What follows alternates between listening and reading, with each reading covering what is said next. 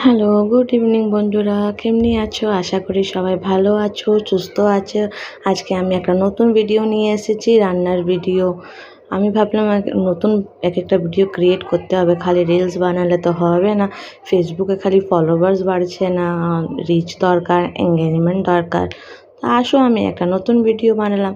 এখন তোমরা ভাবছো আমি বাংলা কেন বলছি? আমি তো বাঙালি, আমি বিয়ে করেছি বিহারের ছেলের সাথে, কিন্তু আমার মাদার টাং তো বাংলা, আমি তো বাঙালি বলবো। তো ওই জন্য আজকে একটা ভিডিও বানালাম, ওবি লাঞ্চের। আজকে দুপুরে কী রান্না করেছি আসো একটু দেখলাম। এর আগে বেগুন ভাজা করেছি, লম্বা লম্বা করে নুন হলুদ দিয়ে ভালো করে তেলের মধ্যে ছেঁকে ভেজে উঠিয়েছি। তারপরে এই যে মসুর ডালের বড়া।